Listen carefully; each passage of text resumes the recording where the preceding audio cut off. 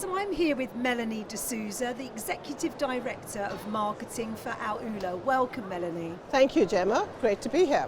So first of all, tell us about AlUla's vision as a destination. Well, this is a destination in the northwest of Saudi Arabia that's primarily heritage at its heart. We're building it out as a boutique historic and cultural destination, very much at the forefront of tourism in Saudi Arabia, part of the connected three great oases of the northwest of Saudi Arabia that includes Kaiba and Tema.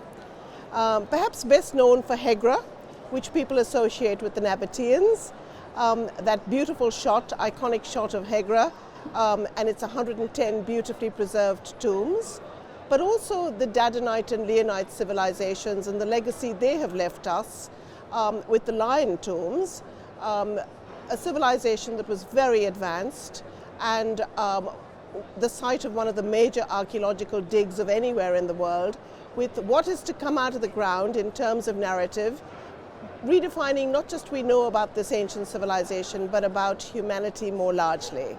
So if you add to that the stunning natural landscapes that are the backdrop for everything from wellness to nature-based experiences, walks and trails, we have this wonderful setting that is absolutely magical.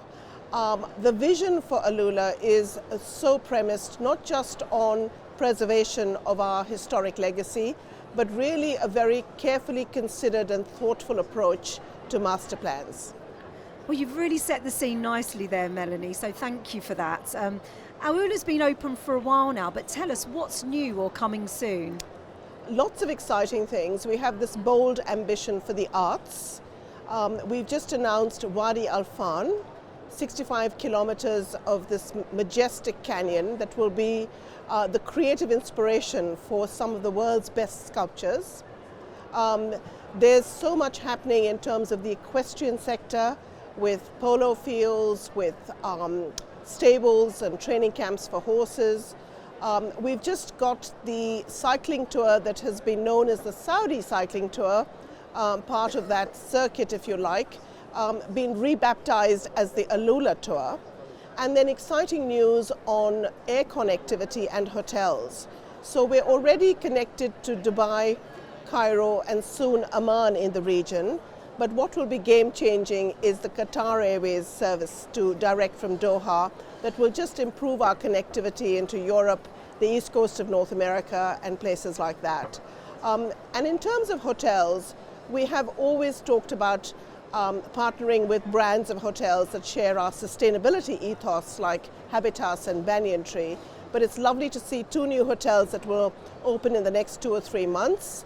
One is in the Old Town, now a UNWTO Best Tourism Village is what it's been classified as. It'll be called Dar Tentora, run by Curtin Hospitality, and it is very much fitting with what is this mud brick village that has been partly restored for fabulous retail and dining, but which will now be house to this eco hotel. And then the first ever hotel at a UNESCO heritage site. It'll start off as the Heritage Hotel, but will soon be reclassified as a Chedi, which is a fabulous brand to have. Well, you've really painted a lovely story there and touched upon a lot of sustainability issues and responsible tourism. Tell us a bit more about your blueprint for responsible tourism and regenerative tourism.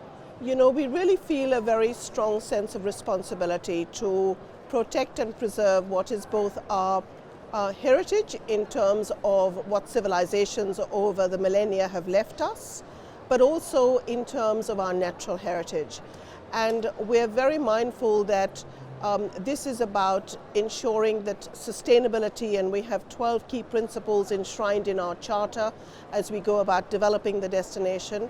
It's very much about how do we work in the context of our nature reserves to ensure that these are regenerated, that we're able to rewild, and hopefully play host to the fauna and flora of yesteryear, including ultimately the grand ambition to see the Arabian leopard, which is currently a threatened species, reintroduced.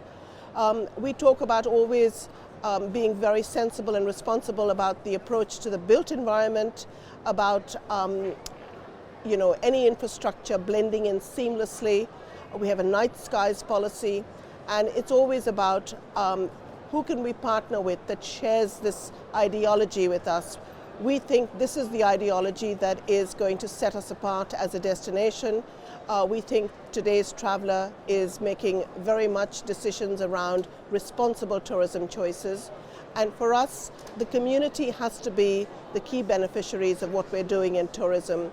So the work that's going in to upskill our community, whether it's the work that's being done at Madrasat Adira to ensure the revival of some of the handicrafts and trades that have been dying, or whether it's taking our rawis and our storytellers on scholarships to learn from the best of the best.